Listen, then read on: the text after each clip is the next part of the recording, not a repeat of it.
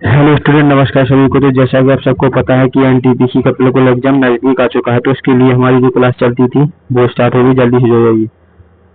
तो चलिए हम पहले क्वेश्चन पर चलते हैं। एमसी मॉक टेस्ट देखो, आज हम देंगे क्या, mock test. Okay, full length इनका मतलब होता है कि आपको कितना आता है कितना नहीं आता है, आपने कितना थ्योरी क्लास किया है।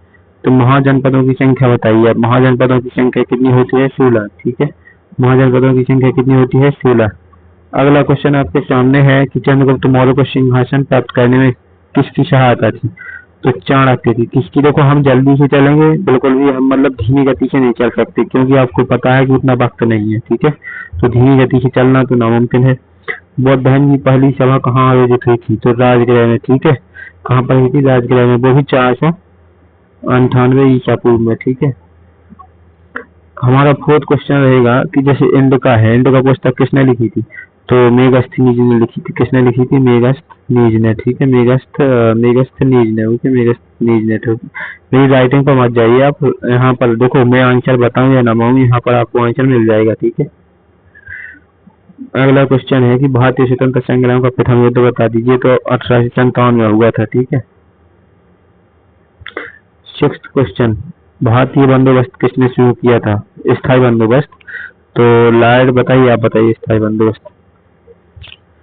कॉर्नवालिस के द्वारा। किसके द्वारा किया गया था? लॉर्ड कॉर्नवालिस के द्वारा स्थायी बंदोबस्त किया गया था। ठीक है, पानीपत की तीसरी लड़ाई किसके बीच हुई थी? पानीपत की तीसरी लड़ाई हुई थी मराठा और अफगान। अफगान यानी अहमद शाह अब्दाली, ये अफगान वंश था। ठीक है, अहमद शाह अब्दाली कौन था? अफगानी।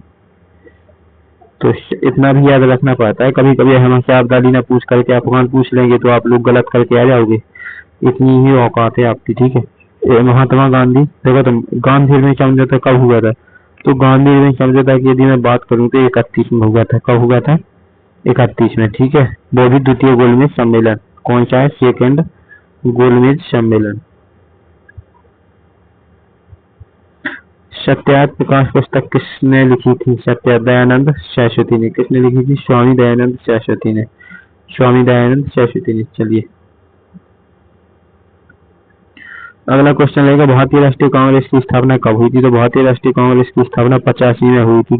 किसने की थी? ए ओ ह्यूम ने, यानी कि एलन, ए से एलन, ओ से Octavian, A O Hume, Allan Octavian Hume ने। ठीक है, एलन ऑक्टेवियन ह्यूम ने की थी। अलाउद्दीन खिलजी की राजधानी बताइए। तो इसकी राजधानी दिल्ली में थी। ठीक है, दिल्ली में ज्यादा इन लोगों ने अपना शासन किया है। अशोक के शिलालेख किस लिपि में लिखे गए? तो अशोक के जो शिलालेख थे वो ब्राह्मी लिपि में लिखे गए। किसमें लिखे गए? ब्राह्मी लिपि में लिखे गए। 13 क्वेश्चन, झांसी की रानी लक्ष्मीबाई ने किस युद्ध में भाग लिया था?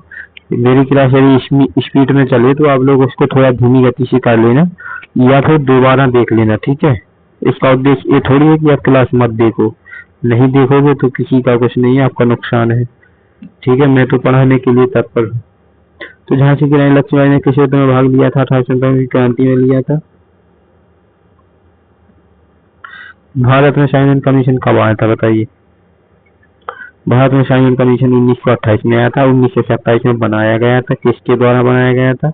तो इरविन के द्वारा बनाया गया था। किसके द्वारा? इरविन के द्वारा। ठीक है, इरविन के द्वारा बनाया गया था। ओके,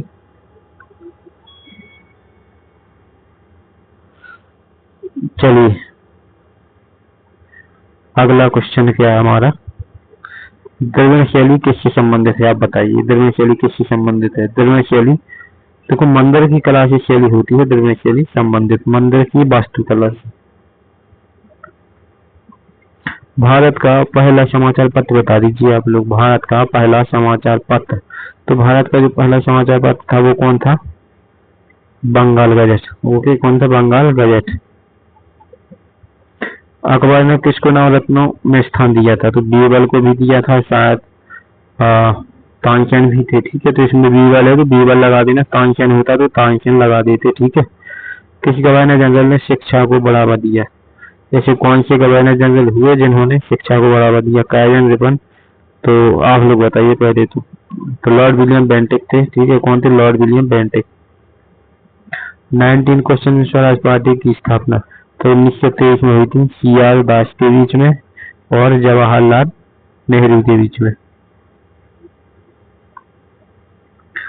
भारत छोड़ो आंदोलन कब शुरू हुआ था? भारत छोड़ो आंदोलन आप लोगों को बताना है, ठीक है, कमेंट में इसका आंसर देना है कमेंट में, ठीक है।